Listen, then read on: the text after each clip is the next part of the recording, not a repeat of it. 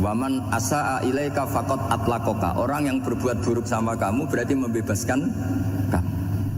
Kalau saya sedang nenengan sama Habib Hasan Toha Putra, beliau naik Alphard nggak nawarin saya sah karena baru nenengan.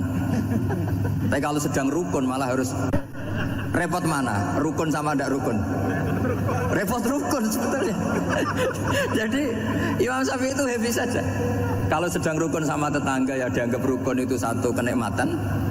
Sedang tidak rukun ya dianggap satu kenikmatan. Jadi orang dulu itu serilek itu melihat dunia.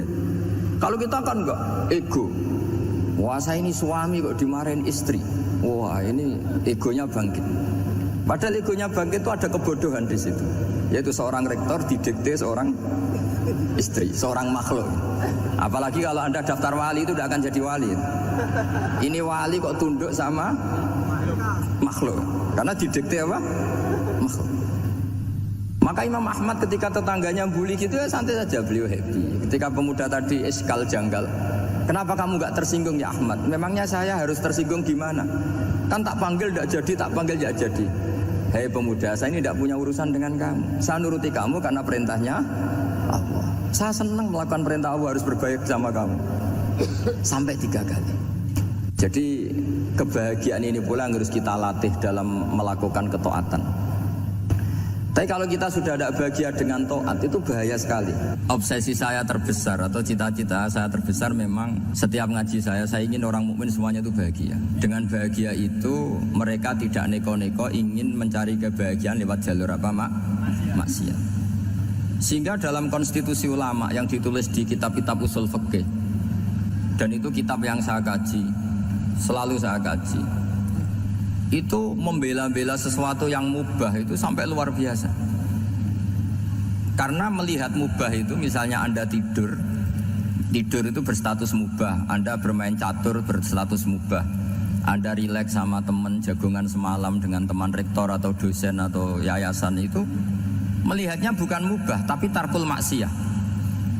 Misalnya saya semalaman asik musamarah itu jagungan malam sama Habib Toha Al-Munawwar. Itu Allah ngitungnya bukan, wah ini jagungan ngalor ngidul tidak penting tuh, enggak. Malam itu bahak tidak ke dugem, tidak ke tempat maksiat. Sehingga ada ulama yang mengatakan mubah itu enggak ada. Saya ulang lagi, mubah itu enggak ada. Kan umumnya ulama membagikan wajib, ya kan, haram gitu. Terus diantaranya mubah, sunat, makruh. Ada ulama yang mengatakan mubah itu enggak ada. Kenapa? Logikanya begini, itsma min mubahin illa wa yatahaqqaqu bihi tarku haramimma. Karena tidak ada mubah yang Anda lakukan kecuali saat itu pasti ditinggalkannya sebuah keharaman. Misalnya Anda sedang jagungan sama istri di luar, di rumah, asik di rumah semalaman. Mungkin bahas hal-hal yang ringan, mungkin melihat sinetron atau apalah yang ringan. Tapi di situ terjadi Anda meninggalkan ke tempat-tempat maksiat. Sekarang ninggal maksiat itu wajib apa mubah? Wajib. Padahal Anda sedang melakukan mubah. Nah itu dicatat oleh Allah itu tarkul haram, meninggalkan keharaman. Sehingga masyhur dalam cerita wali-wali itu, Abu Yazid yang seperti itu ibadahnya pernah tanya, ya Allah lalu yang makomnya orang seperti saya siapa? Karena beliau semalaman ibadah terus. Sama Allah dijawab, ya yang tidur di pinggir kamu itu. Abu Yazid, loh kok bisa ya Allah? Dia kan tidur terus. Ya kan dia tidur berarti meninggalkan keharaman. Ngomong sing potongan tukang maksiat itu apik turu apik melek kira-kira gitu. Apik turu. Timbang sama nak melek pola wis turu ae kira-kira gitu. Jadi enggak usah dipaksa tahajud, dipaksa qiyamul lail itu. Iya kalau qiyamul lail. Kalau dapat informasi, kesini ikut saya terus katut kan repot. Jadi perlawanan terhadap maksiat itu sebetulnya gampang dalam Islam karena tadi nggak ada sesuatu yang mubah kecuali saat dilakukan berakibat meninggalkan keharaman. Mudah sekali. Jika banyak orang jadi wali itu karena melakukan mubah. Itu ada orang jadi wali itu karena sering makan. Ya makan biasa itu. Karena ketika makan, ya Allah, betapa doifnya saya. Katanya saya presiden, katanya saya rektor, saya kiai. Ternyata kalau nggak makan tuh lemes.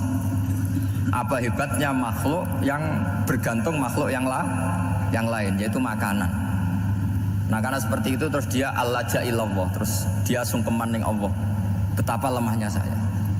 Sebab itu ketika Quran mengkritik dan dengan tanda kutip kemungkinan Tuhannya Isa bin Maryam, itu ngeritiknya sederhana Quran itu. Mal masih ibnu Maryam illa rasul qad khalas min qablihi rusul wa ummuhu siddiqah kana yaqulanit ta'am. Isa itu tidak Tuhan, wong dia makan. Kamu kebayang enggak misalnya punya Tuhan, wah tadi Tuhan mampir ke rumah saya, dia lemes. Setelah tak kasih makan sehat lagi gitu. Itu kan enggak kebayang gitu. Tapi Tuhan marung di rumah saya, lemes tak gratisin, kayaknya enggak punya uang gitu. Setelah makan wah gairah lagi. Kebayang enggak punya Tuhan seperti itu. Sehingga Quran kalau gojlok sederhana, karena yakulanit to'am. Sehingga wali-wali itu kalau makan itu sadar lemahnya dirinya, betapa dirinya tergantung makanan. Sesuatu yang tergantung itu artinya tidak hebat, tidak Tuhan. Jadi untuk menjadi wali, untuk menjadi dapat ridhonya Allah itu sebenarnya sederhana. Termasuk ada cara jadi wali yang agak kacau, tapi ini ya benar, asal niatnya benar. Itu Nabi Ayub, itu kan seorang nabi, pernah diuji Allah. Ini ada di Sahih Bukhari. Nanti kamu tanya hadisnya sahih enggak? Ini ada di Sahih Bukhari. Kadang orang kota itu aneh, enggak ahli hadis tapi tanya sahih enggak? Padahal andekan dibodoni sahih ya ngandel saja. Jadi kadang ya aneh. Oh enggak tahu kok tanya itu. Itu Nabi Ayub itu sudah kaya, pas itu sudah kaya. Bukan cerita yang masih miskin, memang sudah kaya. Beliau di kamar dihinggapin satu belalang dari emas. Setelah belalang itu dikejar, ternyata yang jenis itu buahnya semuanya dari emas. Ngambil sana sini, ini yang kesa ini dipenuhin, saku ini dipenuhin, sampai buahnya. Sama Allah digojlok, kamu itu nabi saya, kenapa kamu mengumpulkan harta sebanyak itu? Kamu itu nabi saya kok rakus? Jawabannya Nabi Ayub unik. Ya Allah, siapa yang bisa kenyang dari rahmatmu? Ya, jadi kalau kamu punya uang 1 miliar, kok ingin 1 miliar 100, ingin 1 miliar 200, itu cara ngitung bukan uang. Ya Allah, siapa yang bisa kenyang dari rahmatmu? Karena rahmat Allah tidak terbatas. Sudah Gusti, tenang saja. Meskipun saya gini, rahmat Anda tidak akan habis. Sehingga waroi ada ilmunya, tomak juga ada ilmunya, termasuk ragus itu juga ada ilmunya. Misalnya begini, ini contoh ragus yang ada ilmunya begini. Ini saya beri contoh. Mungkin yang boleh niru orang-orang soleh, kalau nggak soleh jangan. Imam Syafi'i ini cerita nyata. Imam Syafi'i itu dulu ketika ngaji masih muda itu nggak suka sama guru yang kaya. Kebetulan dia punya guru miskin terus. Namanya Sufyan As-Tsauri, itu miskinnya Masya Allah. Sufyan bin Uyainah juga miskin. Jadi dia miskin, punya guru miskin terus. Sehingga idolanya ya sama guru-guru yang miskin. Suatu saat guru-guru ini menyarankan dia ngaji Imam Malik. Imam Malik itu kaya raya. Itu babutnya Imam Malik kalau diinjek itu mata kakinya tidak kelihatan saking halusnya. Itu Imam Malik tuh gaya. Kalau ngaji di kursi tinggi terus pakai bukhur itu, pakai dupa Arab yang mahal itu. Pokoknya mewah kali Imam Malik. Terus dia mulai ini kiai kok kaya. Kemudian setelah beliau alim tanya, saya harus ngaji siapa setelah ilmu jenengan habis kira-kira gitu. Kata Imam Malik, sudah kamu tidak usah perlu ngaji saya, kamu sudah alim alama. Terus Imam Malik datang ke Baki. Zaman itu Baki itu semacam kayak rentalan ya, semacam Grab lah kalau dulu. Mana kafilah yang mau ke Irak gitu. Ya sudah terus, oh kita mau ke Irak. Ini antar ke Muhammad bin Hasan As-Syaibani. Itu dibiayai sama Imam Malik. Grabnya ya dibayarin, itu kafilahnya itu ya dibayarin. Imam Syafi'i disangoni surrotan min dhahabin. Jadi satu kepes uang dikasihkan. Itu pernah tak hitung semurah-murahnya itu sekitar 60 juta. Imam Syafi'i mulai mikir, kiai yang saya kritik lomo, sing kiai miskin tak puji, gak pernah ngamal kan, tentu orang miskin kan. Setelah datang ke Muhammad bin Hasan As-Syaibani, beliau itu pakar usul fikih, muridnya Abu Hanifah. Beliau al-usuli, pakar usul fikih. Itu Muhammad bin Hasan As-Syaibani itu kalau ngitung emas, itu di ruang tamu. Uangnya miliaran, emasnya banyak. Dari kota ini dipindah ke kota ini, emas kalau ngitung di ruang tamu. Bukan di kamar, di ruang tamu. Imam Syafi'i tambah kaget. Imam Malik kayak gitu sudah saya soal, malah ini kaya raya. Setelah Imam Syafi'i kelihatan kaget, digojlok sama Muhammad bin Hasan As-Syaibani karena beliau senior. Ata'jabu min hadza, kamu aneh melihat ini? Iya. Kenapa? Ulama kok kaya raya. Terus kata Muhammad bin Hasan, ya sudah, uang ini tak kasihkan orang-orang fasik, ganti gue demenan, gue nyabu, gue macam-macam. Oh jangan, nanti dipakai maksiat. Oh jenengan mawon sing sugih. Semenjak itu Imam Syafi'i rubah mindset. Kamu ridho kalau yang punya prestasi seperti itu adalah orang-orang fasik? Ridho enggak? Enggak kan? Maka didoakan ini. Nah itu namanya berpikir secara usuli. Kamu jangan hanya nuruti karena berpikir waroi terus kamu benci kekayaan, benci pangkat, benci apa, tidak bisa seperti itu. Karena pangkat dan kekayaan ketika dikelola secara kesolehan maka akan menjadi energi positif yang luar biasa. Semenjak itu Muhammad bin Hasan Asy-Syaibani berhasil mendidik Imam Syafi'i. Sampai akhirnya keterusan Imam Syafi'i berpendapat kalau orang Islam bisa bikin rumah tingkat kok punya rumah reot itu haram kata. Ini keterusan. Kalau bisa jadi bupati kok jadi ketua RT juga haram. Karena al-Islam ya'lu wala yu'la alaih. Islam itu luhur bukan bisa diluhurin. Sehingga rata-rata orang Syafi'iyah termasuk kiai-kiai Indonesia itu rata-rata ya agak-agak politikus. Ya agak-agak kedonyan, mungkin sebagian ya kedonyan tenan gitu.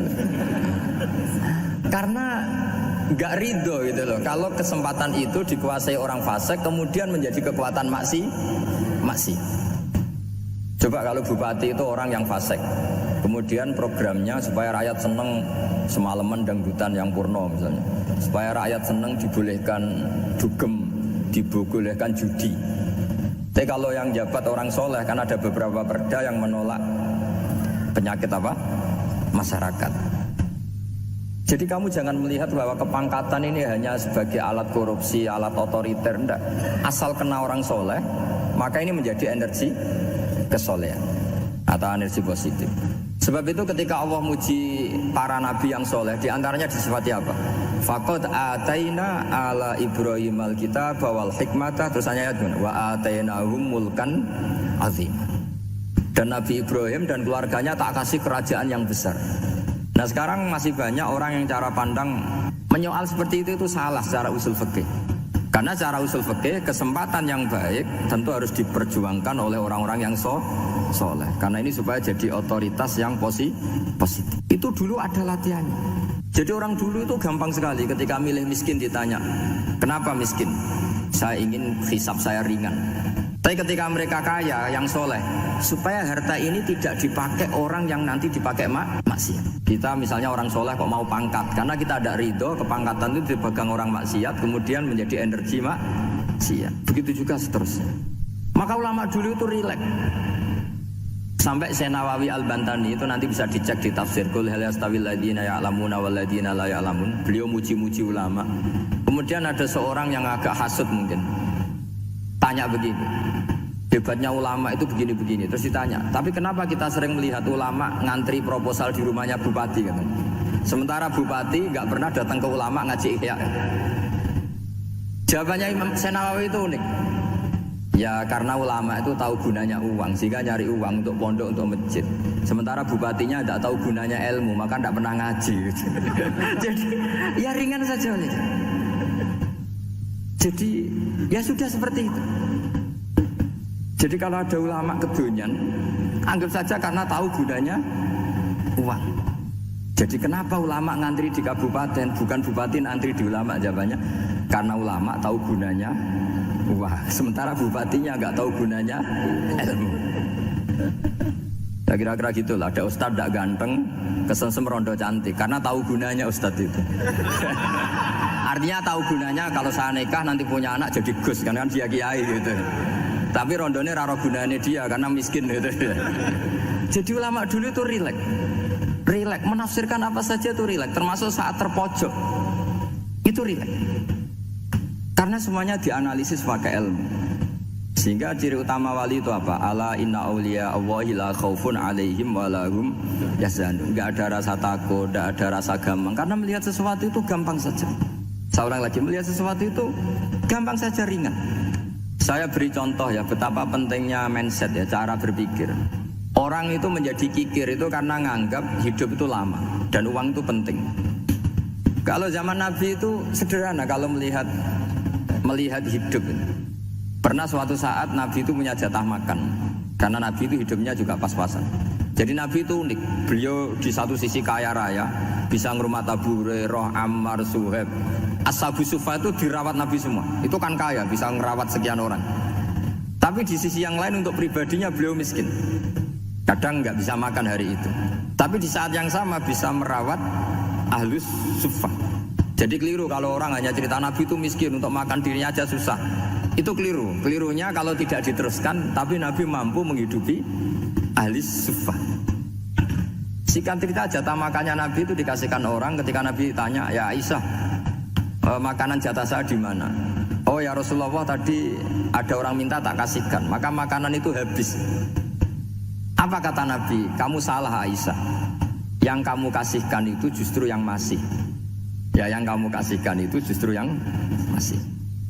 Sehingga Nabi menganggap, makanya Nabi terus ngendikan, ya kalau mukhatabnya lelaki ya kira-kira begini. Wahal laka min malika illa ma akalta fa'afnaita wala bista fa'ablaita. Terus tanya wa tasaddaqta fa'abqaita, kata Nabi. Harta kamu ya kamu makan kemudian ke WC jadi kotoran, atau punya pakaian mewah nanti rusak. Wa tasaddaqta fa'abqaita. Ada yang kamu sedekahkan, yaitu yang abadi sampai akhir. Sehingga banyak pengusaha yang mencintai saya setelah tak ajari hadis itu, misalnya punya uang 1 miliar karena dia spekulan atau pedagang rawan bangkrut, disedekahkan ke masjid 50 juta, yaitu yang abadi. Jadi kalau suatu saat bangkrut, dia masih punya uang 50 juta di akhirat. Jadi Nabi itu mengajari sedekah itu apa? Ya sedekah itu pengabadian uang. Kalau kita kan enggak, bilang sedekah itu nguras uang. Itu pikirannya setan dan pikirannya orang Islam. Itu cara berpikir setan, bukan cara berpikir umat apa? Sehingga Sayyid Ali Zainal Abidin itu kalau ada orang minta, kemudian beliau ngasih, itu beliau bilang gini, marhaban biman hamala zati ilal akhirah. Matur nuwun nggih jenengan sing beto sangu kula nada. Jadi dianggap teller saja. Orang yang minta uang beliau itu dianggap tukang nyatet bank ini. Karena sudah ditabungkan, ya sudah. Kalau kita kan enggak, wah pengemis tuh ganggu gini-gini. Kecuali pengemis profesi ya mungkin kita agak-agak enak. Pada zaman akhir tuh ada pengemis apa? Profesi, jadi repot teman. Terus tak beri contoh lagi kebahagiaan ketika kita milih Islam moderat. Islam kita diajarkan guru-guru kita, utamanya oleh guru kita Mbah Maimun. Saya juga sering ketemu beberapa ulama dunia, termasuk Habib Umar. Saya juga ikut sowan ke sini pas beliau sama Habib ini Hasan Toha Putra di sini sama orang-orang moderat. Itu cara berpikir juga luar biasa indah. Beliau pernah cerita ya, beberapa ulama lah, banyak yang cerita itu. Saya pernah diceritani seorang alim ketika ada orang ekstremis itu mau ngebom di tempat maksiat. Kebetulan yang maksiat itu kebanyakan ya orang Islam. Karena di negara yang mayoritas Islam. Ditanya sama Syekh Sa'rawi itu. Syekh Sa'rawi itu mufasir top di mana? Mesir. Ini mau tak habisin karena mereka orang Islam kok maksiat terus. Terus ditanya sama Imam Sa'rawi, laumatu ala khini ma'asihim aina masiruhum. Kalau mereka mati dalam keadaan maksiat, mereka kemana? Ya ilanar, mereka pasti masuk neraka. Terus ditanya sama Imam Sa'rawi, wahal masiruhum ilanar muradun nabi amlah. Punya umat maksiat kemudian mati masuk neraka, itu yang diinginkan Nabi apa enggak? Ya tidak aja. Ya sudah, enggak usah dibom, ditunggu tobatnya kata. Karena kalau mati dalam keadaan itu ke neraka, dan itu tidak yang diinginkan Rasulullah Sallallahu Alaihi Wasallam. Terus ekstremis ini menjadi tobat, tidak berpikir ekstremis mas. Jadi orang itu harus berpikir mindset yang baik. Meskipun kadang berpikir baik itu ya agak-agak kacau. Ada seorang wali Majdud itu kalau berdoa agak kacau, tapi nggak bisa dibantah. Masyhur itu doa itu. Ini sekaligus ijazah, tapi kalau sebelum wali nggak boleh. Itu datang ke makamnya Rasulullah SAW. Terus doanya itu begini. Ya Allah, sekarang terserah Engkau. Ya Allah, sekarang terserah Engkau. Jika saya kamu jadikan orang soleh, jika saya Engkau jadikan orang soleh, maka surra habibuk, maka kekasihmu ini senang. Yang susah musuhmu yaitu setan. Tapi kalau Engkau menjadikan saya orang fasik, maka yang susah kekasihmu, yang senang musuhmu. Jenengan punya dua pilihan itu. Wah itu kan doa tapi kayak teror itu. Ya jadi berdoa di Raudhah. Wah itu pasti mandi itu karena agak-agak maksa Tuhan itu. Ya Allah, engkau punya dua pilihan. Jika saya jadi orang soleh, maka kekasihmu ini senang. Musuhmu yang susah yaitu setan. Tapi jika saya jadi orang fasik, maka musuhmu yang senang, kekasihmu yang susah. Mohon terserah jenengan, mau menyenangkan kekasihmu, apa menyenangkan musuhmu? Gitu. Kira-kira gimana? Kalau tertarik boleh doa itu dipraktekkan. Tapi kayaknya kalau copy paste itu gak keren, apa? Jadi dulu orang itu muamalah sama Allah dan Rasul itu rileks. Rileks itu nyaman karena ya tadi qul bi fadlillah wa bi rahmati fa bidzalika falyafrahu. Sehingga Imam Izzuddin bin Abdissalam itu ngendikan innal ladzina yarmunal muhsanatil ghafilat. Di antara kebaikannya ibu-ibu atau mbak-mbak ini harus berstatus ghafilat. Perempuan-perempuan pelupa. Ghafilat itu pelupa. Pelupa dari kenikmatan maksiat sehingga mereka dengan taat. Misalnya ada ibu-ibu atau mbak-mbak atau juga bapak-bapak tahajud, kemudian nyaman dengan tahajud itu. Kira-kira terbersit enggak ingin maksiat? Enggak kan, karena sudah nyaman dengan tahajud, dengan taat. Maka dibutuhkan kenyamanan dalam beribadah. Sebab itu ala bidzikrillahi tatmainnul qulub. Makanya saya termasuk kiai yang setiap ngaji itu happy, seneng. Karena ini untuk kampanye, seneng dengan ngaji, dengan taat itu sudah luar biasa. Kayak apa kalau mereka senengnya kalau nunggu melakukan maksiat. Jadi termasuk bentuk perlawanan kita terhadap maksiat adalah usahakan kamu tuh bahagia, seneng dengan taat. Istiqnas billah, mu'anasah billah, farah billah, itmi'nan tumaknina billah. Sehingga ini mencukupkan kita tidak berkebutuhan maksiat. Meskipun kita ya manusia, pasti suatu saat atau sudah pernah maksiat. Serasa diceritain lah, itu mesti gitu. Lah orang-orang dulu itu orang yang sukses mengelola bahagia ma Allah wa billah walillah. Sehingga wali-wali dulu itu jadi wali itu tidak mesti karena ibadahnya banyak, itu enggak. Mereka orang yang ibadahnya itu biasa sekali. Ulama-ulama dulu ibadahnya biasa sekali. Tapi qulubuhum ma'allah, hatinya itu ma'allah. Itu ada seorang wali itu jadi wali, Umar bin Abdul Aziz yang dikenal khamisul khulafa. Khulafa. Di luar khulafa Rasyidin 4, di antara yang soleh adalah siapa? Umar bin Abdul Aziz. Itu ketika mau meninggal, itu senangnya bukan main. Itu semuanya nangis, beliau senang. Terus tanya, kenapa kamu senang? Memangnya saya kalau mati itu kemana aja? Ila khairi madhubin ilah, kezat terbaik. Dibang urip mbek kowe bolet atau mbek arhamur rahimin kan. Yaitu Allah Subhanahu wa taala. Jalaluddin Ar-Rumi ketika mau meninggal itu muridnya nangis semua, beliau marah. Kamu harusnya pesta karena saya mau ketemu kekasih saya, malah kamu tangisi. Goblok sekali kamu, katanya. Jadi orang-orang dulu itu luar biasa. Karena tadi mereka tidak ingin ketemu Allah itu dianggap problem. Harus sesuatu yang membahagiakan.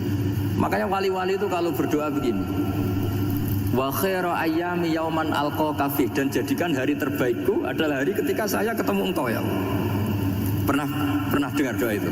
Wa khairu ayyami yauman alqa fi, dan hari terbaikku adalah hari saat ketemu engkau.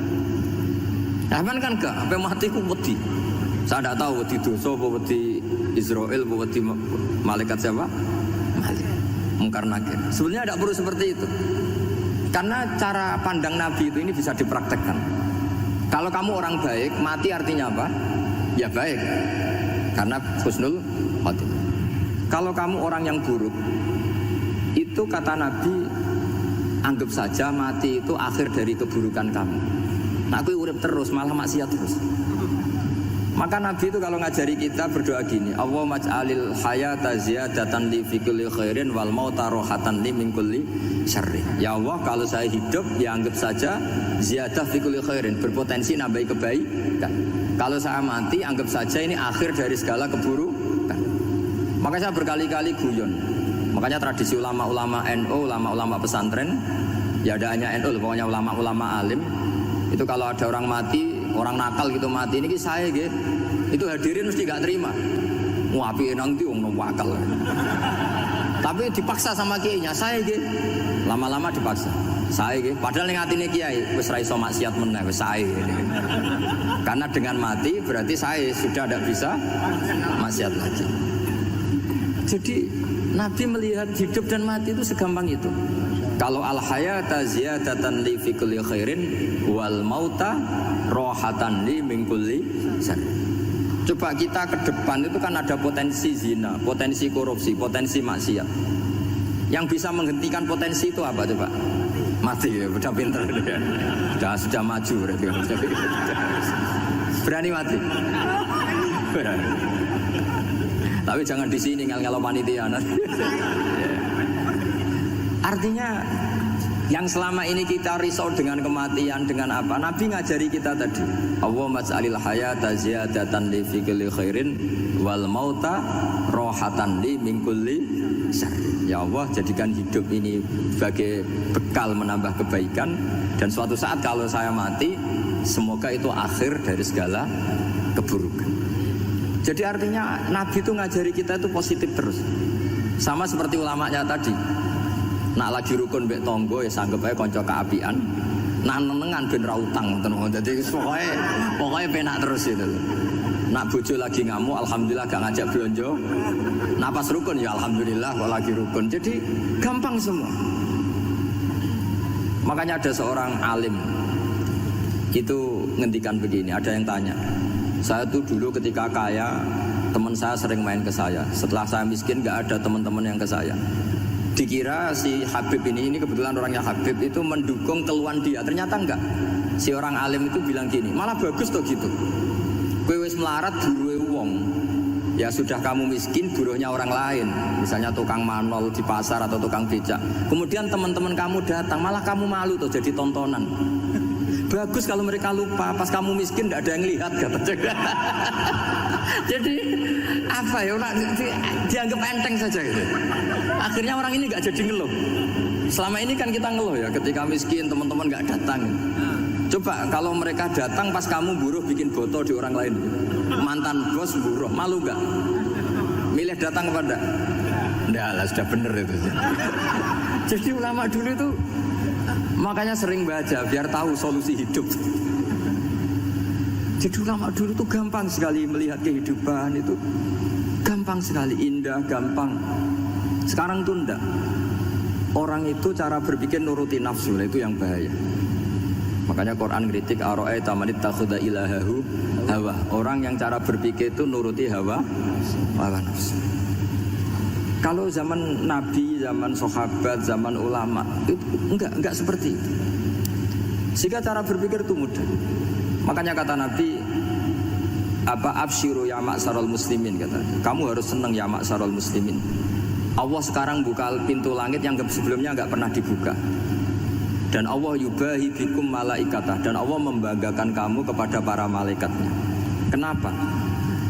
Umatnya Muhammad, umatnya Rasulullah Muhammad SAW itu kalau sampean kepengin mati setiap saat itu baik, itu resepnya gampang kata Nabi. Addu faridotan wantadzoru ukhra. Jadi Allah memberitahu, ya Muhammad, umatmu ini luar biasa. Jadi misalnya tadi kita sholat subuh, ditanya, bahak kamu sekarang ngapain? Nunggu sholat duhur ya. Setelah sholat duhur ditanya lagi nunggu apa asar. Sehingga faman kana hijratuhu ila wa rasuli fa hijratuhu ila wahi. Jadi kalau ya sudah ini tak ijazahkan. Kalau setelah sholat subuh nunggu apa? Duhur. Setelah duhur nunggu. Sehingga ketika kita mati itu statusnya penunggu sholat. Tapi kamu kan enggak miskin. Kenapa? Penunggu kaya. Ya, itu enggak masuk surga itu. Penunggu kemapanan. Berarti kan menunggu sesuatu yang seleranya nafsu. Beda kalau penunggu sholat. Berarti kamu di dunia menunggu ritual ibadah. Maka diantara ijazahnya Nabi apa? Addu faridotan wantadzoru ukhra. Melakukan satu fardu. Kemudian kita menunggu tugas berikutnya. Jadi niati saja setelah subuh nunggu apa? Duhur. Setelah duhur, meskipun kita di perapatan, apa? Nunggu asar. Ya. Tapi ya asar betul, jangan nunggu tok pas asar. Enggak. Jadi sebetulnya umat ini gampang sekali. Jadi di antara kebanggaan Allah, yubahi itu Allah bangga dengan malaikatnya adalah umat ini adalah addu faridotan mantazoru ukhra, melakukan satu fardu kemudian menunggu fardu yang lain. Dari mengkhidmati kampus, ingin mengkhidmati masyarakat, dari satu masyarakat rekam Allah. Gusti kula ampun mati nak dereng sugih. Wis melarat puluhan tahun, sakit, nunggu sesuatu sing sifatnya nafsu, kepengin sugih. Sugih tok aja cukup. Tahu burono wong sing tahu ngenyek ndekne lho, itu kan urung-urung wis dendam. Saya belum mau mati sebelum kaya dan buruhkan orang yang pernah melecehkan saya. Wis ngono akhirnya mati rong sugih. Berarti wis fakir matine hasud. Mau itu ngenes dunia akhirat kan kira-kira seperti itu. Kamu santai aja kalau fakir berarti meringankan hisab karena ada banyak harta. Yang mau dihisab papanya enggak punya apa-apa. Jadi saya mohon sekali ya, Islam itu mengawal kebahagiaan. Sebab itu sampai bahagia itu menjadi perintah Islam, kul bi fadlillah wa bi rahmati fa bidzalika falyafrahu. Karena dengan bahagia bitaat diharapkan orang Islam itu tidak bahagia atau cari kesenangan lewat jalur maksiat. Sehingga ciri utama wali apa? Ala inna auliya Allahi la khaufun alaihim wa lahum yahzanun. Sehingga ulama dulu itu rileks-rileksnya, termasuk yang saya ceritakan tadi, Imam Ahmad, Imam Syafi'i, itu melihat apa saja rileks saja. Ya tadi kalau disenangi orang ya barokah, punya kawan kebaikan. Nak dineng ya barokah dineng di gedingi tonggo rada utang, ngeranjuk tulung itu. Jadi rileks saja. Masyhur itu Imam Syafi'i ngendikan waman asaa ilaika faqad atlaqaka. Orang yang berbuat buruk sama kamu hakikatnya adalah membebaskan kamu. Atlaqo itu apa? Membebaskan. Enak gak jadi hidup gitu? Kalau kamu kan enggak, kok gede ngaku salahku apa? Malah kamu ujub tuh, orang kok gak tahu salahnya. Kamu jadi suami, istrinya ngomel, kurang apa saya sebagai suami? Ya kurang banyak, enggak ganteng, enggak kaya, enggak ini. Malah kalau diterangkan malah parah toh. Ya sudah rileks saja. Kalau dia ngomel ya tadi, alhamdulillah dapat pahala tanpa apa? Dia ya. Terus ngomel kan butuh energi, paling yang enggak kuat 3 jam. Nanti juga berhenti apa? Sendiri. Terus ambil nilai positifnya, misalnya ngomel sama suaminya, bagus lah. Kalau ngomel sama tetangga malah kayak apa gitu aja udah. Jadi ulama dulu itu gampang sekali melihat hidup. Rasulullah ya gitu, melihat hidup tuh gampang saja. Ketika tanya, ya Aisyah apa ada sarapan? Tidak ada ya Rasulullah, ya sudah saya tak puasa. Jadi enteng saja. Kadang-kadang beliau ingin puasa ya puasa sunat, ada sarapan nggak jadi puasa. Rileks. Nabi itu rileks. Kalau ngajari kebaikan juga rileks. Nah sekarang itu banyak orang yang karena mungkin kurang baca, Islam itu kayak menjadi aturan yang bengis, yang repot, yang mengekang. Itu tidak seperti itu. Yuridu wa bikumul yusra wala yuridu bikumul usra. Allah menghendaki agama ini mudah. Sehingga ada sahabat di Imami Mu'ad itu baca Baqarah. Sahabat ini pekerja petani, mufarokoh ditinggal. Ketika Mu'ad lapor, ya Rasulullah ini ada orang munafik, tengah-tengah sholat mufarokoh saya ditinggal. Yang disalahin itu tidak yang ninggal tapi Mu'ad. Afattanun anta ya Mu'ad, kami itu tukang fitnah. Masa ngimami petani pakai surat Baqarah? Jadi yang disalahkan ini imamnya. Kalau kamu jadi imam, sholatnya ya yang cepat. Makanya terus banyak orang kecepetan karena tadi. Jadi Nabi itu enteng sekali. Jadi apa ya, Nabi itu beda dengan yang kita bayangkan, beda. Nabi pernah ngaji di masjid, kemudian ada tetangga lewat pakai cangkul ke kebun. Semua sahabat gerutu, ini orang tidak benar, ada Nabi ngaji ditinggal saja ke kebun, tidak ikut ngaji. Jawabannya Nabi, tidak, itu bagus, itu ikut sunnah saya. Kenapa ya Rasulullah? Dia kerjanya nyari halal, dan untuk menghidupi keluarganya itu juga ajaran saya. Sehingga yang ngaji ya ajarannya Nabi, yang nggak ngaji karena kerja mencukupi keluarga juga ajarannya Nabi. Segampang itu. Oh, kalau kayaknya kamu kan, wes gak roh akhlak kan gitu. Nabi rileks saja nggak gini. Sampean bisa lihat itu di Ikhya di bab Fadhailul Kasbi. Udan niku rahmat. Jadi nak sampean melayu saking udan berarti melayu saking napa? Rahmat. Cara berpikir niku udan niku rahmat. Terus termasuk tobat sing sah. Niku dawuh Imam Ghazali konadus nganggo banyu udan sing ceblok langsung. Mergo nak liwat kenteng kadang kentenge iku hasil sumbangan proposal. Terus mun sing langsung mawon sing liwat plastik mun mboten mandi niku. Mboten mandi niku sing niku mau sama niku. Terus dulu di antara syarat tobat niku dawuh Imam Ghazali iku adus udan sing prawan, maksudnya sing asli ceblok saking putih langit niku langsung sampean nombe. Nak tepak nggih tobat, nak mboten tepak nggih lara niku. Mergi asli. Terus kula matur nuwun sanget jenengan hormat teng Raden Asnawi. Beliau sekarang generasi keempat nggih, wonten sing generasi ketiga. Nasab kula kepanggih Raden Asnawi teng Asnawi sepuh. Terus Mbah Raden Asnawi gadah bah namine Abdullah Husnen, terus Ibu Ayu Sofia niku binti Asnawi sepuh. Kula buyut kula kandung damaran niku Hafsah binti Maksum bin Soleh bin Asnawi sepuh. Kenapa saya cerita zuriyah nggih? Terus satu peradaban. Gini bahasa Indonesia mawon nggih. Kersane gaul. Satu peradaban itu yang bisa bangun itu zuriyah. Zuriyah itu komunitas gen. Meskipun nanti komunitas gen itu bisa disadap atau dibajak oleh orang-orang yang tidak gen. Jadi agak ilegal tapi itu sah. Karena sampean bisa misalnya kalah nasab sama saya, misalnya bilang nanti ketemu di Nabi Adam saja Gus gitu. Nanti pasti kita ketemu di siapa? Nabi Adam. Terus kedua, kekalahan nasab itu udah abadi. Karena nanti selanjutnya ditanya di kuburan, bapak kamu siapa? Itu disuruh jawab Nabi siapa? Ibrahim. Terus kekalahan nasab sampean nanti berakhir di kuburan, karena nanti dijawab siapa bapak kamu, disuruh jawab siapa? Nabi Ibrahim. Jadi yang punya bapak Karmen apa itu sudah selesai, sudah nggak dipakai lagi. Nanti pakai siapa? Nabi siapa? Ibrahim.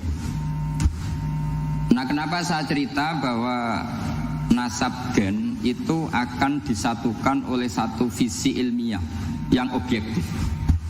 Gini ku dawuh Nabi Yusuf, wattaba'tu millata abai Ibrahim wa Ishaq wa Yaqub. Terus dawuh Nabi Yusuf, maka nalana an nusyrika billahi min syai'. Jadi saya ngikuti leluhur saya. Ini dengerin ya, saya ngikuti leluhur saya, yaitu Nabi Yakub bin Ishaq bin Ibrahim. Leluhur saya itu siapa? Maka nalana an nusyrika billahi min syai', yaitu keluarga besar yang tidak pernah melakukan kemusyrikan. Ya, keluarga besar kami punya tradisi tidak pernah melakukan kemusyrikan. Dan bahkan itu dibahasakan tidak mungkin kita ini melakukan kemusyrikan. Maka nalana itu kira-kira kalau bahasa Indonesia itu kita ini tidak mungkin melakukan kemusyrikan. Nah, kenapa demikian? Itu berangkat dari logika yang permanen. Disebut yusabbitu wa'ul ladzina amanu bil qawli tsabiti fil hayatid dunya wa fil akhir. Logika permanen itu begini misalnya. Kita ini kan hidup dari bapak dari ibu terus sampai Nabi Adam. Kemudian setelah Nabi Adam ini berakhir, kemudian kita mau tidak mau berpikir Nabi Adam itu siapa? Terus diterangkan ternyata Nabi Adam itu satu makhluk hidup yang mulanya dari tanah. Lewat wahyu Allah, lewat titah Allah kun, kemudian jadi manusia yang bernama Adam. Sebelum Adam ada bumi, ada langit, ada cakrawala macam-macam. Kemudian itu kita rumuskan lagi, asal usulnya adalah tidak ada. Adamiyun makhdun. Akhirnya kita tahu bahwa alam raya ini diwujudkan setelah dari tidak ada. Nah, tentu terus kita berpikir dari tidak ada menjadi ada itu pasti penyebabnya adalah sesuatu yang ada.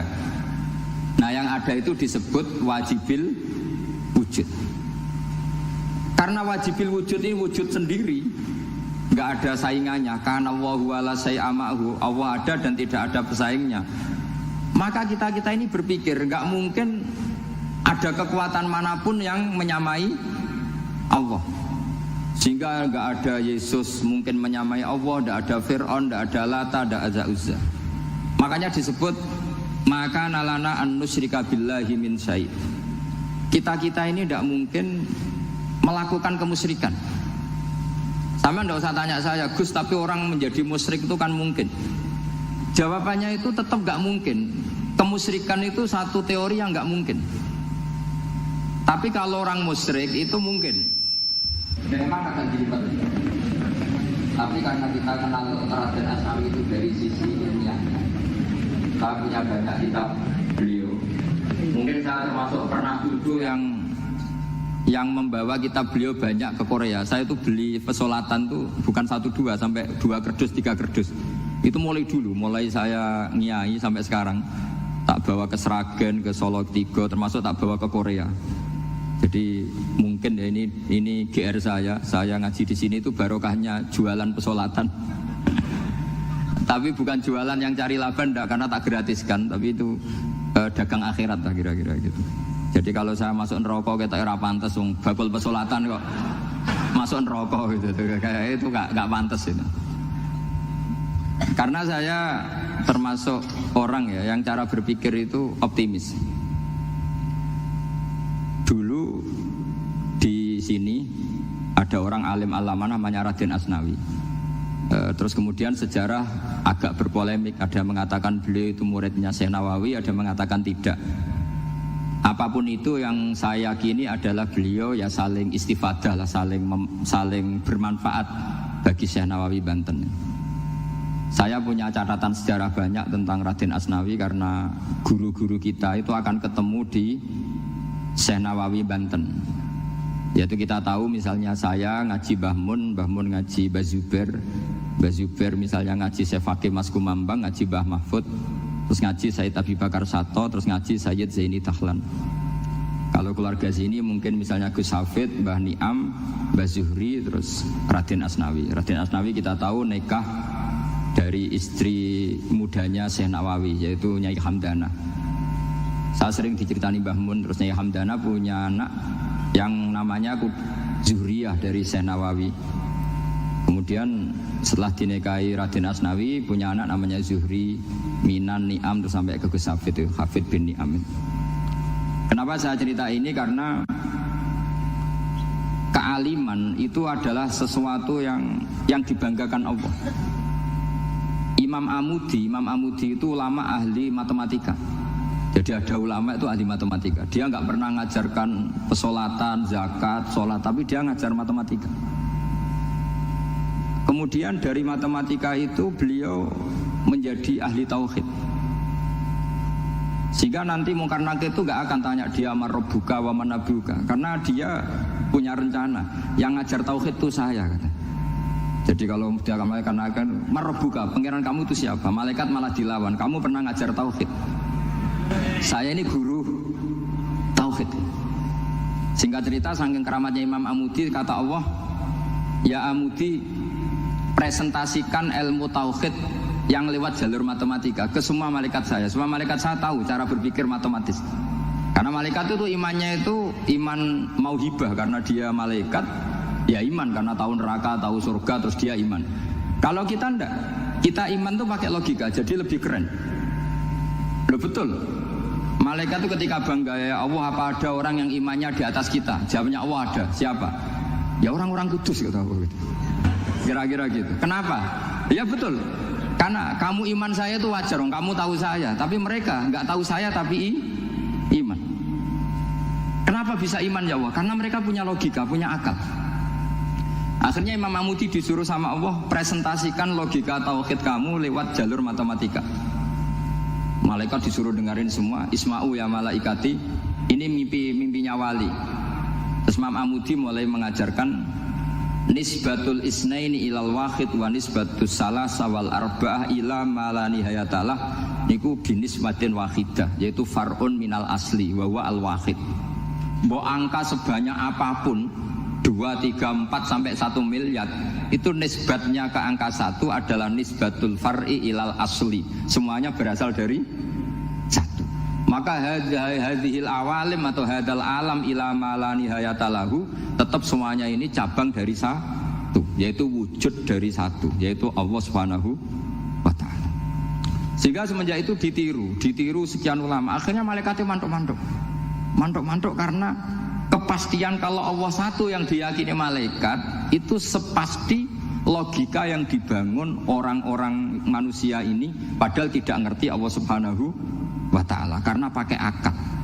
Sehingga di pondok itu orang harus ngerti mantek. Orang mantek itu ilmu yang jelimet tapi menyenangkan. Biasanya sing sinau ambek rokokan, sawangannya kayak filosof. Jadi paling gak agak paham di alasan. Sementing nikmati rokok, tapi pikir nikmati pemikirannya, ternyata nikmati rokok. Kayak kemarin saya datang ke resepsinya Gus Agil, saya itu tertawa terus karena dengerin Habib Mutahar. Saya baca bahayanya rokok, setelah tahu bahayanya saya berhenti membaca. Tak pikir itu kan setelah tahu bahayanya saya berhenti merokok, ternyata enggak. Saya baca bahayanya apa?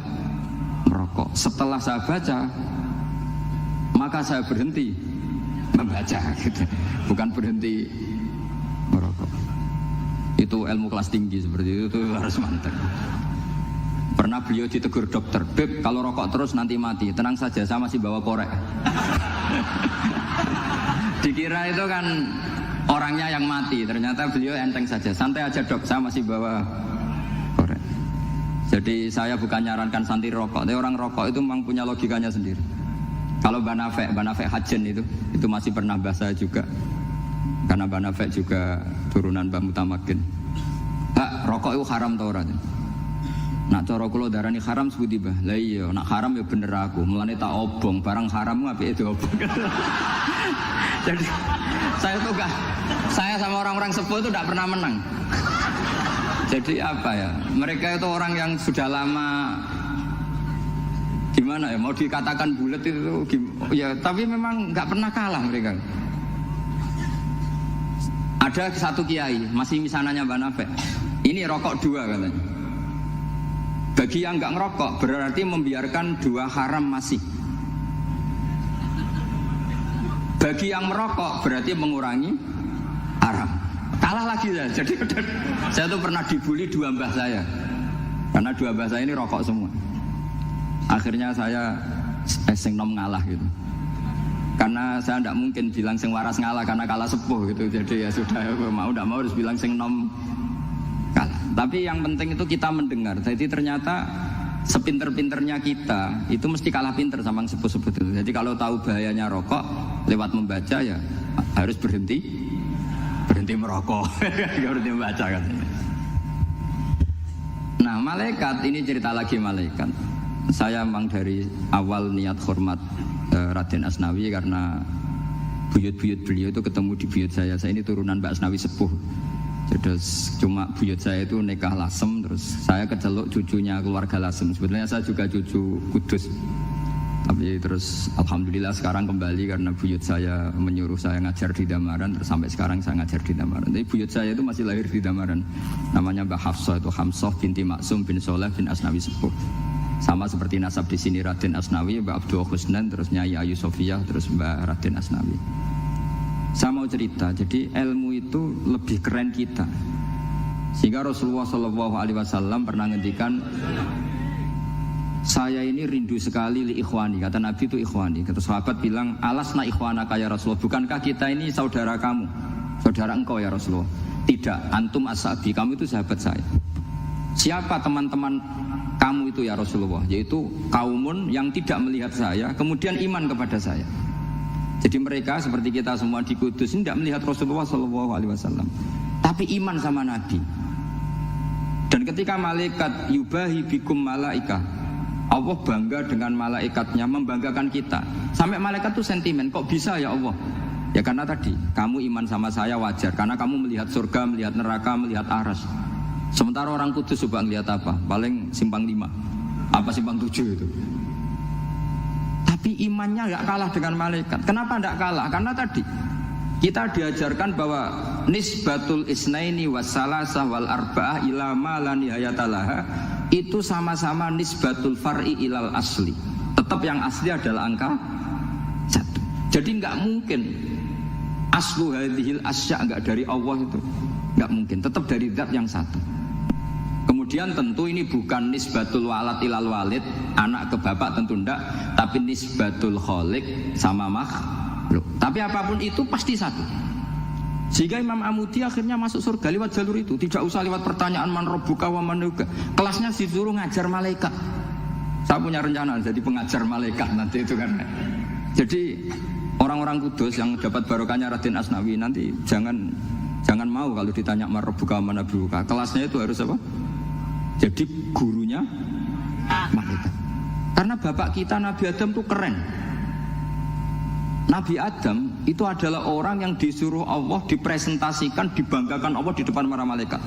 Ketika ada malaikat yang agak hasut, tapi itu tidak malaikat papan atas, malaikat yang kebanyakan.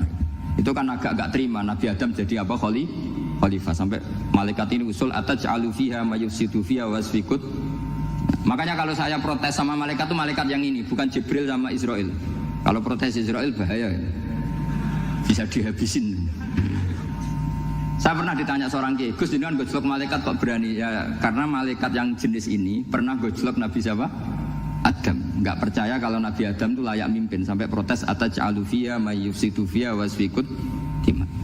Tapi apa yang terjadi? Allah mengajarkan satu ilmu di Nabi Adam, kemudian disuruh meresentasikan. Qala ya Adamu ambihum bi asma'ihim. Adam, coba kamu presentasikan ilmu kamu.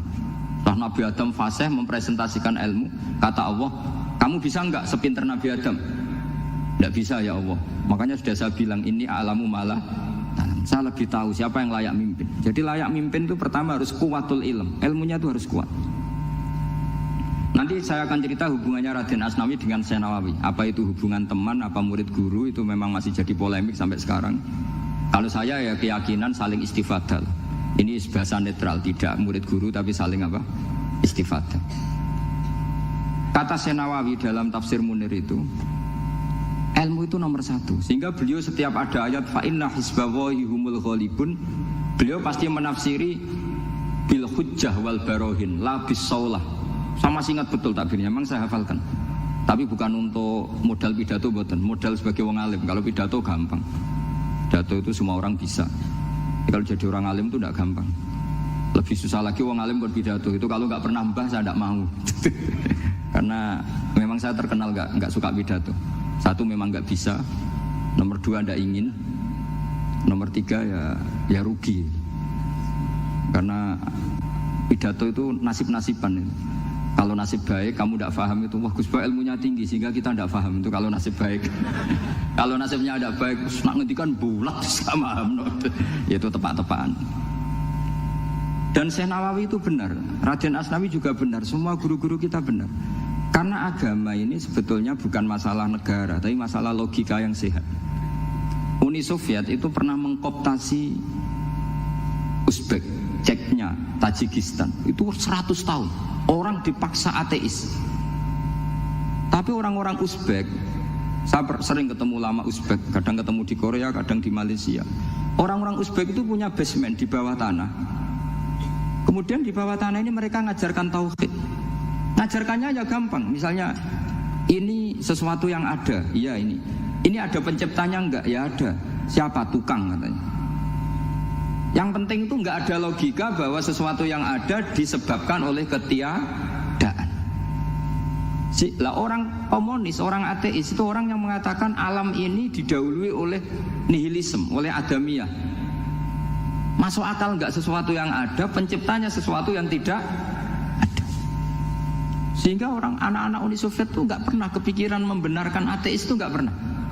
Bareng Uni Soviet ada itu Glasnost Perestroika itu kemudian hancur, semuanya langsung menjadi negara Islam, termasuk Uzbek, Tajikistan, karena diajari ilmu. Bahwa ilmu itu yang nggak pernah kalah oleh negara. Sehingga saking pedenya Rasulullah SAW ketika Sulhul Hudaybiyah, ini agak jelimet tapi gampang dicerna. Sulhul Hudaybiyah itu satu perjanjian yang semuanya merugikan Rasulullah. Yaitu kalau orang kafir masuk Islam disuruh mengembalikan ke kafir, karena kafir itu bagi mereka habitat. Islam itu hal yang baru. Tapi kalau orang Islam menjadi kafir, nggak boleh kembali Islam, berarti kembali ke habitat. Semua perjanjian itu merugikan. Sampai masyhur Sayyidina Umar protes ke Rasulullah, jenengan masih nabi. Itu kan ekstrim tanya. Jenengan sampai sekarang masih nabi? Ya, saya masih nabi. Kenapa tanya demikian? Karena semua perjanjian merugikan Islam, menguntungkan orang apakah? Kafir. Semua sahabat sebetulnya persis Sayyidina Umar protes, kecuali Abu Bakar. Lama-lama akhirnya di antara perjanjian itu berbunyi begini. Tapi saya minta satu hal. Orang boleh mendiskusikan Islam tanpa tekanan. Itu saja permintaan Nabi. Orang boleh mendiskusikan Islam secara bebas, tidak tertekan. Karena orang-orang kafir melihat itu hal yang biasa. Ya nggak masalah Muhammad. Akhirnya orang diskusi. Islam itu apa sih? Islam itu orang yang menuhankan Allah. Allah itu siapa? Zat yang menciptakan langit dan bumi. Lama-lama orang kafir berpikir, wah keren, Tuhannya Muhammad bisa bikin langit dan bumi. Nggak kayak Tuhan kita, malah kita yang bikin. Jadi mulai debat itu terus ada yang cerita lagi. Saya pernah loh nyembah Lata, pas itu dikencingi luwak. Masa ailahun yabulu ali sa'laban, masa Tuhan kok dikencingi luwak? Terus yang agak-agak ahli kitab ya diskusi lagi. Wah kayaknya Yesus tidak Tuhan. Masa Tuhan kok kelaparan, lemes, wah repot nanti. Jadi makanya Allah ketika gojlok wa ummuhu siddiqah kana yakulani ta'am. Mal masih ibnu Maryam illa rasul qad khalas min qablihir rusul wa ummuhu siddiqah kana yakulani. Coba paradok ndak misalnya, kamu didolani Nabi Isa terus ketok lemes. Kenapa? Tuhan, saya agak sakit keroi dulu. Itu kan enggak kebayang itu. Punya Tuhan yang sakit setelah makan sehat terus. Kan enggak kebayang seperti itu. Ketika Nabi punya konsep Tuhan, Tuhannya Muhammad itu siapa? Yaitu zat yang la awalalah, zat yang pertama. Lalu Tuhan itu siapa? Tuhan itu yang menciptakan langit bumi. Tuhan itu siapa? Yang memulai segalanya. Lama-lama mereka berpikir, wah kalau gitu yang benar itu Islam. Maka kata Imam Zuhri, Syihabuddin Az-Zuhri, fama kana fathun fil islami a'dhama min sulhil Hudaybiyah. Innama kana nasu yatafaduluna fil hadis wal munaza'ah. Semua teks riwayat itu ada kata wal munaza'ah. Orang bebas ngomong dan berdebat. Munaza'ah itu berdebat. Terus akhirnya falam yatakallam ahadun bil islami yaqilu syai'an illa dakhala fihi. Kemudian setelah berdebat dan mereka tahu Islam, pasti akhirnya masuk Islam. Dan itu yang sekarang terjadi di dunia. Makanya saya pernah ditanya seorang profesor, Gus, kalau di Jogja ada sekolah perbandingan agama, menurut Anda gimana? Asal itu tentang agama, nggak apa-apa. Tapi kalau yang dibandingkan umat Islam itu jangan. Karena nanti kalau di Indonesia kira-kira yang copet itu ditanya agamanya juga Islam, yang koruptor juga Islam. Jadi kalau yang dikaji Islamnya nggak apa-apa, tapi orangnya jangan, kata saya. Karena yang bulat ya banyak, yang nggak sholat ya banyak. Tapi kalau Islamnya saja, misalnya adu konsep tentang Tuhan. Masyhur kita mungkin banyak yang melihat itu debatnya Stanley Fischer sama Ahmad Didat itu. Tuhan kamu siapa ini itu sama Didat cerita Tuhan saya itu lam yalid walam yulad walam yakul lahu kufuwan. Itu spontan ada seorang mahasiswi bilang, sepertinya Tuhan Anda lebih menarik. Karena Tuhan Anda yang menciptakan langit bumi, yang Tuhan ini kok lahirnya sudah di bumi, masa lahir-lahir langsung jadi Tuhan. Jadi akhirnya falam yatakallam ahadun bil islami yaqilu syai'an illa dakhala fihi. Sehingga agama ini apa? Agama itu adalah kalimat tauhid. Kalimat itu apa? Logika yang terbangun. Nah, ketika logika itu terbangun, maka disebut yusabbitu Allahu alladzina amanu bil qawli tsabit fil hayatid dunya wa fil akhirah. Allah itu akan menetapkan satu kaul, satu presentasi ilmiah atau satu kesimpulan ilmiah. Yang kesimpulan itu nyata benarnya. Dan ini akan nyata terus baik di kehidupan dunia maupun kehidupan apa? Akhirat. Seperti Allah sebagai Tuhan, itu akan nyata terus. Di dunia Allah ya Tuhan, nanti di akhirat juga Tuhan. Tapi Tuhan selain Allah, maka menjadi Tuhan ini nunggu ada yang menuhankan. Misalnya Fir'aun, itu jadi Tuhan karena ada yang menuhankan. Sekali dia mati, dia sudah aset wisata, bukan Tuhan lagi. Makanya gojlokannya orang ulama Arab, kalau ketemu ulama Mesir, kalau gojlokan itu lucu. Orang Arab, Ada Abu Jahal, Abu Lahab, penggaweane ngusir Nabi gitu. Itu gejolokannya ulama Mesir. Kata ulama Arab, kamu gayanya benci Fir'aun, tapi rizki kamu dari wisata melihat Fir'aun.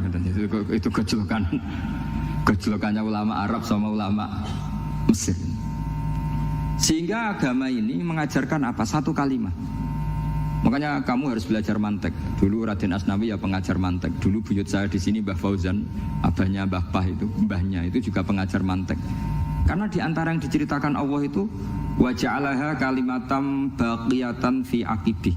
Tugas utama Nabi Ibrahim adalah menjadikan satu logika. Kalimah itu logika. Itu menjadi logika yang abadi. Baqiyah itu abadi. Fi aqibih, di anak turunnya Nabi Ibrahim. Misalnya begini, saya beri contoh ya. Misalnya saya mengatakan teh ini hitam. Itu menjadi kalimah. Kalimah karena diucapkan.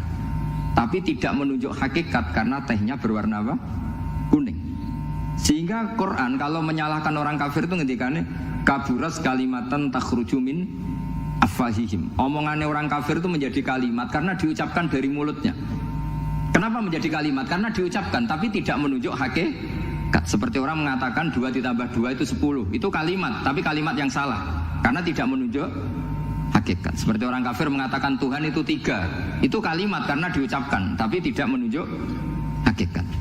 Tapi ketika seseorang mengatakan Allah itu Tuhan, Tuhan itu satu, itu disebut kalimatu haqqin 'alaiha nahya wa 'alaiha namut. Temriki tahlilane wa 'alaiha napa wa biha. Wa 'alaiha napa biha. Wa 'alaiha ya ada yang tahlilan wa biha, itu enggak tahu sanadnya dari mana. Pokoknya ada yang wa 'alaiha, ada yang biha. Kenapa dikatakan kalimat tauhid? Karena kalimat yang dari kesimpulan berpikir. Dan agama ini dibawa Nabi Ibrahim itu untuk membawa kalimat tauhid. Ciri utama kalimat tadi, kamu yakin seyakin-yakinnya bahwa nisbatul snaini wassalasa wal arba'ah ila ma la nihayatalaha itu kanisbatis snaini ilal wahid, yaitu semuanya far'un minal asli. Aslinya adalah wahid. Sehingga di kitab, saya pernah ngaji Mbah Mun, namanya kitab Al-Husunul Hamidiyah. Itu dikarang oleh ulama-ulama sekarang, itu diajarkan di MGS. Ini mbah-mbahnya Gus Akil pendirinya madrasah MGS. Itu ada gambarnya di situ. Di situ ada gambar piramida, ada gambar hewan, ada gambar pohon. Kata yang ngarang, gambar sedetail ini, sejelimet ini dimulai dari nuqtah wahidah. Tetap dimulai dari satu titik. Dan ini disebut nuqtatil wujud. Jadi mbok orang kudus sebanyak ini tetap dimulai dari satu orang, yaitu Adam. Adam dimulai dari ketiadaan. Lalu siapa al-mujid? Pewujudnya siapa? Hanya Allah Subhanahu wa ta'ala.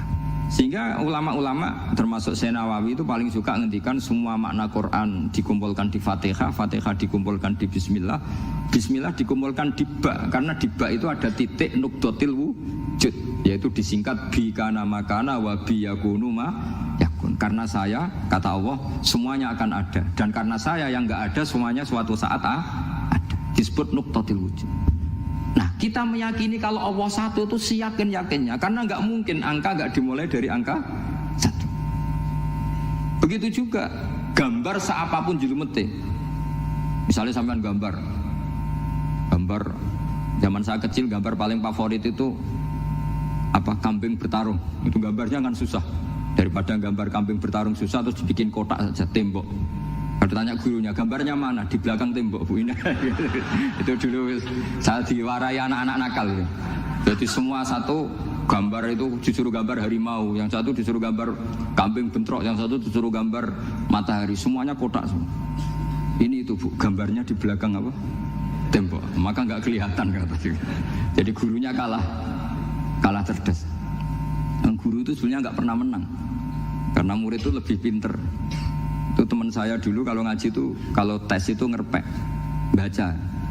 Gurunya marah, kamu tes kok baca? Enggak ngerpek, Bu, ini belajar di kelas. Katanya belajar kapan saja, di mana saja. Ajo. Jadi apa ya, orang itu kadang yang salah itu lebih masuk akal kadang-kadang. Saya teruskan ya supaya ini dapat barokahnya Raden Asnawi. Saya mohon sekali ya, kalimatu haqqin itu harus kamu jaga. Caranya jaga ya tadi. Kalau kamu tidak bisa ilmu mantek, misalnya al-alam mutaghayyir wa kullu mutaghayyir hadis la budda min muhdits, itu kejelimetan.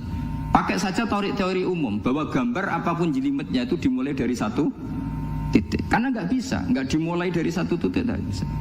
Maka alam apapun jumlahnya nggak terhingga, tetap dimulai dari Al-Wahidul Qahar, yaitu satu titik.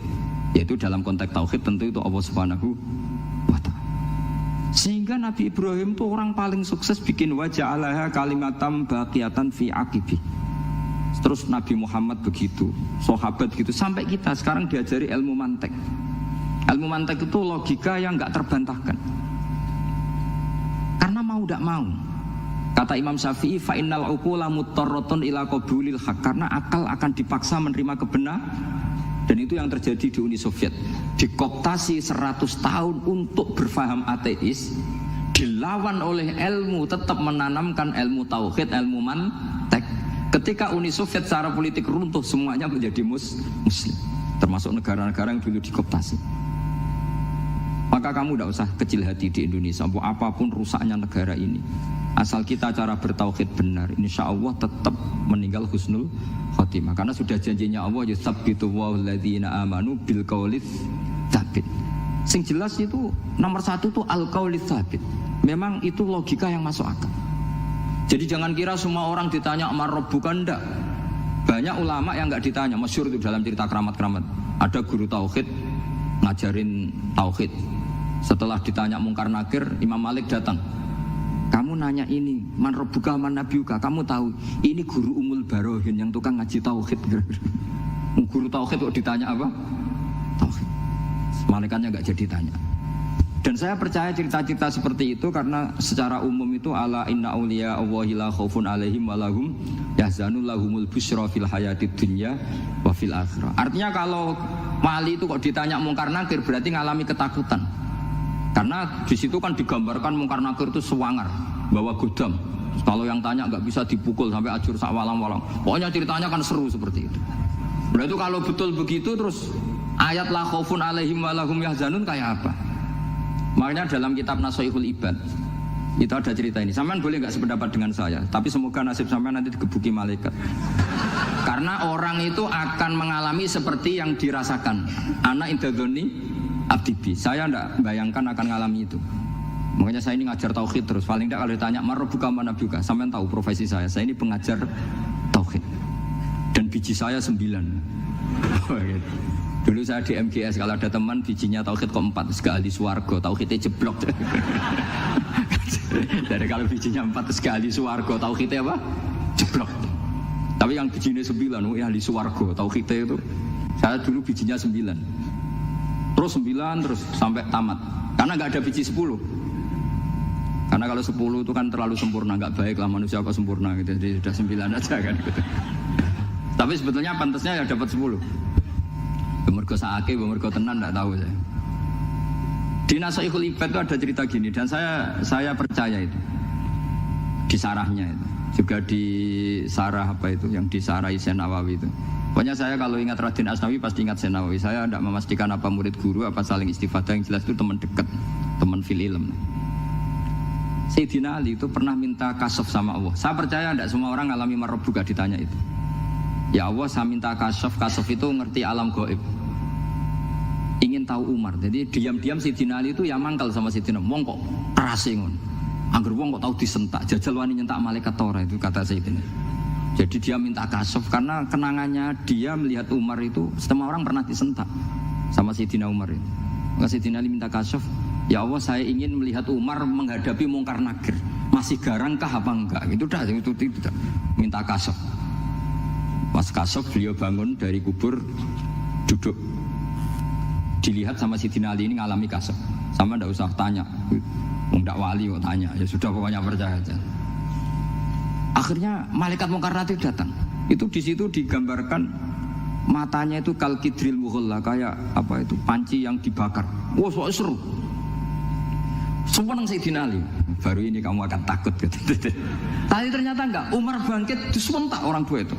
Kamu tahu menghadapi siapa? Yang sopan gitu. Sontak. Kaget malaikatnya itu karena enggak pernah ngalami disentak. Mungkin itu pertama gitu. Kaget. Memangnya kamu siapa? Saya ini teman kekasih Tuhanmu. yang diandalkan temannya sebetulnya bukan dia. Ana sahibu habibillah. Saya ini temannya kekasihnya Allah. Jadi dia mengandalkan temannya sebetulnya bukan mengandalkan dirinya. Oh kamu temannya Nabi Muhammad tuh? Iya saya Umar temannya Nabi Muhammad. Kamu harus hormat sama temannya kekasih Allah. Wah terus mulai itu. Akhirnya matur Allah. Ya Allah, apakah prosedur seperti ini bisa dinego? Terus sama Allah. Oh iya katanya. Kamu kalau menghadapi kekasih saya jangan seperti itu katanya. Semenjak itu beliau sopan santun, dua mungkar nakir katanya. Jadi ini berita gembira. Jadi sebetulnya itu enggak. Tapi kita ini kan enggak punya nyali nyentak mungkar nakir. Semoga dengan gelar kita doktor tafsir, doktor tauhid gitu, atau paling enggak guru kutsiyah tauhid gitu, atau siswa terbaik dalam materi tauhid itu harus kamu bawa status. Jadi sehingga nanti ini saya ranking 1 tauhid, masa masih ditanya marbuka waman nabiuka. Dan itu menurut saya sah. Sama enggak usah protes takbirin gitu, susah usah takbiran. Pokoknya takbirnya adalah wali-wali itu la khaufun alaihim walahum ya, mereka tidak akan mengalami ketakutan baik kehidupan dunia maupun kehidupan akhirat. Bahkan para malaikat itu mengatakan ke wali-wali nahnu awliyaukum fil hayatid dunya wa fil akhirah. Kita ini teman kamu, saudara kamu, mitra kamu. Masa mitra kok nutui itu kan enggak fair. Dan menurut saya paling efektif itu apa? Kamu harus punya rumus tauhid kayak Imam Amudi menemukan Tuhan. Imam Amudi itu menemukan Allah itu lewat ilmu matematika. Dan itu Allah saking senengnya disuruh ngajari para malaikat. Wa ya malaikati isma'u. Kamu harus mendengar, ini orang alim saya yang ahli matematika. Tapi justru itu ngerti bahwa asal usul alam itu minal wahidil qahar. Dari zat yang satu. Akhirnya Imam Amudi mulai ngajar tuh. Nisbatus naini wassalasa wal arba'ah ila ma nihayatalaha iku kabeh iku far'ul wahid. Akhirnya malaikat mantuk-mantuk. Nah, iman seperti itu akan setingkat keyakinannya dan keakurasiannya sama dengan imannya para malaikat. Makanya Nabi ngendikan tubaliman amana bi walam yaroni. Sebagian riwayat disebut sab'amarot. Nabi ngendikan sampai 7 kali. Betul-benar keren orang yang tidak melihat saya kemudian iman kepada apa yang bisa menemukan itu hanya akal. Misalnya contoh paling gampang ya yang dialami para ulama. Ya saya ulang lagi yang dialami para ulama ketika menemukan ilmu ya yang menjadikan mereka mahabbah Rasulullah sallallahu alaihi wasallam. Nabi itu paling suka itu sholat. Nabi itu paling senang sama sholat. Wa qurratu aini fi sholat. Terus beliau ngendikan as-sholatu imaduddin. Terus beliau kalau muji sholat itu sundul langit.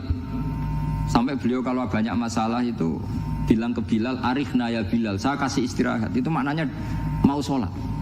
Semuanya sholat. Pertanyaannya adalah, apakah mungkin seorang raja yang ambisi jadi raja, kemudian yang dikampanyakan adalah orang supaya sholat? Tentu kalau Nabi seorang raja, beliau akan kampanye gimana? Narik upeti kayak apa, narik pajak kayak apa, biar Nabi kaya. Enggak. Nabi itu paling tersiksa kalau orang tidak sholat, tersiksa kalau orang tidak sujud. Loh, kalau beliau seorang raja, ngapain mempopulerkan sholat? Maka makna sholat imaduddin adalah sholat itu tiang agama. Maknanya tiang agama, kamu akan tahu betul kalau dia seorang nabi. Karena apa? Yang diajarkan adalah sholat. Loh, coba untungnya apa bagi Nabi Muhammad ketika umat Islam sholat? Kan tidak ada untungnya sama sekali. Justru itu kelihatan kalau dakwah beliau itu dakwatul haq, mengajak kebenar. Loh, wong kok kampanyane kon sholat, mestinya nak kepengen sugih kan kon bayar pajak, upeti. Tapi enggak, Nabi itu ngajarkan apa? Orang supaya sholat. Dan ini diimplementasikan sama Raden Asnawi. Beliau ngarang pesolatan. Orang sealim itu yang dikarang pesolatan. Makanya saya tuh kagum. Saya saksinya banyak. Tanya murid-murid saya kalau beli pesolatan saya kerdus. Saya kirim ke Korea terus ke pedalaman-pedalaman itu. Karena saya butuh pesolatan, bahwa orientasi kita itu sholat. Sehingga wali-wali itu dulu, saya berkali-kali cerita kalau ngaji, wali-wali dulu itu kalau ditawarin Allah masuk surga itu tanyanya satu, ya Allah di surga ada sholat enggak? Kalau enggak ada saya enggak mau. Kalau sampean pasti enggak tanya gitu, pasti itu sudah ada. Sampean malah gini, enak mlebu swarga ora usah sholat mesti gitu. Sudah, jadi sudah lama sekali nganggap sholat itu problem. Dan itu berat masuk surga kalau begitu terus, itu berat. Itu pertanyaannya gitu. Karena alam rohani kita, saya ulang lagi, alam rohani kita itu tidak kebayang kalau kita hanya nyuwun sewu nikmati secara seksual, secara biologis. Makanya ada ulama ditanya, kenapa sholat itu lebih indah ketimbang nikmatal wiqo misalnya, nikmatnya hubungan biologis. Jawabnya ulama itu gini, lucu, jawabannya sederhana. Nikmatnya kamu punya anak itu apa? Jawabnya ulama itu lucu. Kalau sakit dia sembuh, kalau hilang dia datang. Saya ulang lagi ya, kalau sakit dia sembuh, kalau hilang dia datang. Sekarang orang tua yang punya anak sakit koma di UGD atau di emergency, itu senangnya tuh mengalahkan kesenangan apa saja. Kira-kira orang yang berhubungan intim atau yang hubungan biologis dengan orang yang sedang anaknya sembuh dari koma, senangnya senang mana? Senang yang melihat anaknya sembuh dari koma. Senikmat apapun hubungan biologis, senang anaknya yang hilang ketemu. Nah, kalau anak ketemu saja orang sesenang itu, apalagi kita di surga. Ketemu zat yang lama kita sembah, yang lama kita rindukan, yang lama kita rindu. Kemudian ketemu di surga. Maka tidak ada artinya surga tanpa melihat Allah Subhanahu wa ta'ala. Memang harus dijelaskan secara rohani. Akhirnya orang ngerti bahwa nikmat tertinggi di surga adalah melihat Allah Subhanahu wa ta'ala. Karena kalau anak-anak muda mungkin protes, ya enggak, ya enak kumpul sama widadari gini-gini. Wah itu kan yang trauma bojone jelek gitu. Wah itu yang bojone jelek mesti kesusu masuk surga karena itu sudah jelek, cerewet, nggak mati-mati kan gitu. Terus dia ingin masuk surga mesti niatnya welek, mesti pikiran pertama itu kumpul widadari. Tapi ada ulama yang bikin analogi tadi, misalnya istri kamu cantik, kemudian anak kamu sakit, koma. Hubungan dengan istri sama dengar berita anak kamu sembuh, seneng mana? Seneng anak sembuh. Sama anak yang hilang, seneng mana? Anak yang hilang ketemu. Maka terus ulama bisa menjelaskan itu. Kalau orang ketemu anaknya seseneng itu, apalagi ini ketemu Tuhannya yang bertahun-tahun disembah, kemudian tidak pernah melihat. Di surga itu nanti kita melihat Allah Subhanahu. Makanya Allah begitu bangganya mempromosikan surga. Surga itu apa? Surga itu wujuhu yauma idzin nadhirah ila rabbiha nadhirah, yaitu wajah-wajah berseri-seri dan melihat apa. Itu tanpa dijelaskan seperti ini Anda akan janggal, enaknya di mana? Tapi setelah dijelaskan detail gini oleh ulama, maka kita akan tahu an-ni'matul uzma sing enggak ada perbandingannya adalah nikmat masuk apa? Surga karena melihat Allah Subhanahu wa ta'ala. Ya jadi saya berkali-kali pokoknya minta sekali, hadil umat harus umat yang rasional, terutama dalam mengemban tauhid. Karena tauhid ini yang disebut kalimah. Sampai Allah mengistilahkan kepada Nabi Ibrahim itu waja'alaha kalimatam baqiyatan fi aqibi. Kalimat tauhid adalah kalimat yang akan abadi di anak cucunya Nabi Ibrahim. Baik anak cucu yang karena gen maupun anak cucu yang karena sebab, yaitu santri dengan kiai. Dan itu caranya gimana? Umat Islam jangan berhenti belajar mantek. Makanya di MGS, di Qudsiyah, di TBS, semua pondok pasti ngajarkan mantek, di Bendan, ilmu logika. Itu tadi, kalau kamu tidak bisa menemukan tauhid dengan cara tadi, dengan cara al-alam mutaghayyir wa kullu mutaghayyir hadis la buddan min buhtis, paling tidak pakai ilmu yang dilakukan Rasulullah SAW. Yaitu masyhur itu, saya sering cerita di mana-mana. Ada orang namanya Jubair bin Mut'im, Muhammad bin Jubair bin Mut'im. Itu dulu dia kafir. Dia orang pinter sampai dipasrai jadi negosiator untuk mengurus tawanan perang Badar yang ditawan Rasulullah SAW. Ketika datang di Medina, delalah pas maghrib, Nabi baca wattur wa kitabim mastur. Di antara ayat yang dibaca Nabi itu am khuliqu min ghairi syai'in. Masa manusia sebanyak ini kemudian mereka diciptakan oleh ketiadaan. Min ghairi syai'in itu oleh ketiadaan. Masa alam raya yang wujud ini, alam raya yang punya eksistensi ini kemudian penciptanya adalah ketiadaan. Padahal wal adamu la yakhluqu wa la yu'assiru wa la kadza wa kadza. Tentu sesuatu yang tidak ada itu tidak bisa dikatakan sebagai pencipta. Wong enggak ada, jadi faktor saja enggak mungkin apalagi jadi pencipta. Itu Nabi habis sholat langsung beliau sungkeman, ya Muhammad, saat ini juga saya iman.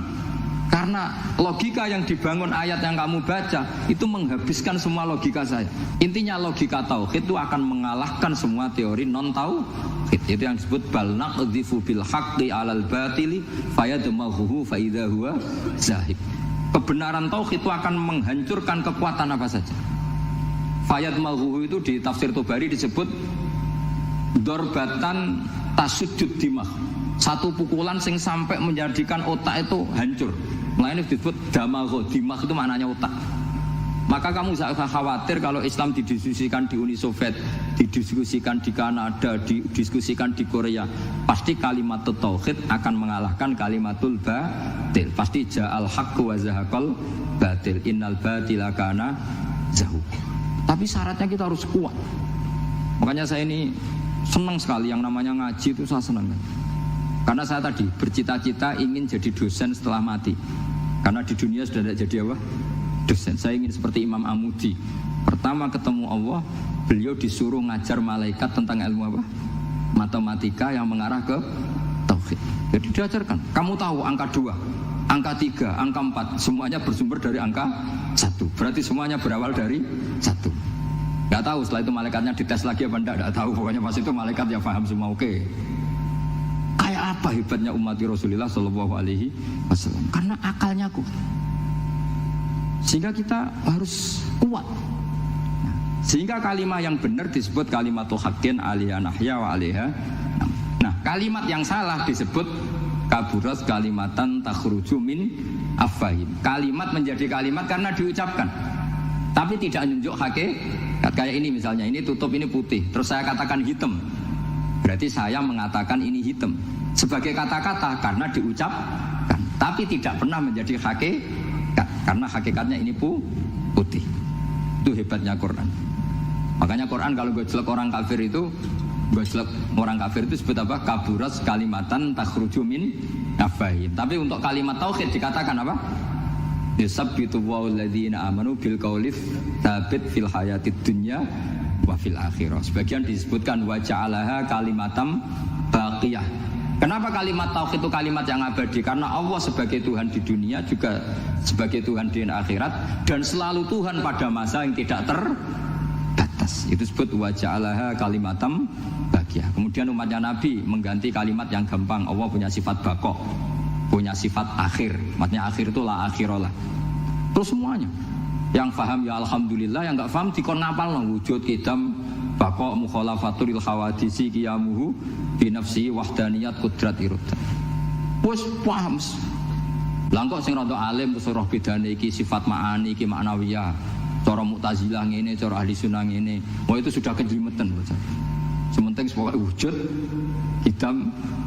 Nah, kenapa yang pertama yang disebut wujud? Karena yang membedakan kita dengan paham ateisme itu ya sifat wujud. Yaitu mereka mengatakan alam raya ini dimulai dari ketiadaan. Wah itu akal mana saja itu nggak bisa nerima. Masa ketiadaan menciptakan sesuatu yang ada.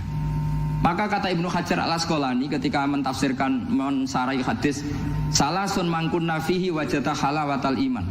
3 hal ini kalau kamu paham maka menemukan manisnya iman. Manis itu enak.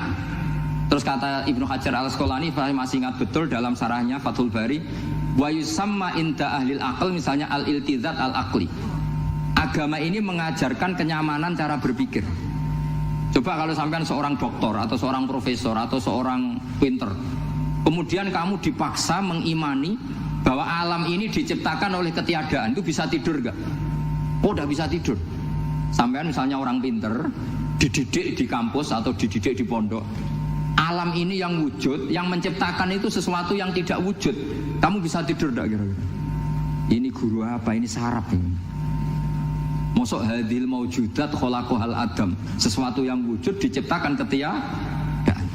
Tapi agama ini membawa sesuatu yang menyenangkan untuk akal, yaitu hadhil maujudat khalaqaha wajibul wujud. Maujudat yang wujud ini diciptakan super maujud, yaitu oleh bahasa pondok disebut wajibul wujud. Kan terus seneng, wajar dong kalau sesuatu yang ada diciptakan oleh yang ada. Nah tentu ada pencipta, terus ada super, disebut wajibul wujud. Kan terus enak. Nah itu kata Ibnu Hajar al-Asqalani disebut wajada halawatal iman. Sehingga kita tidak usah khawatir. Makanya saya itu termasuk orang yang tidak khawatir. Apapun rusaknya dunia ini, kacaunya dunia ini akan kalah dengan kalimatut tauhid.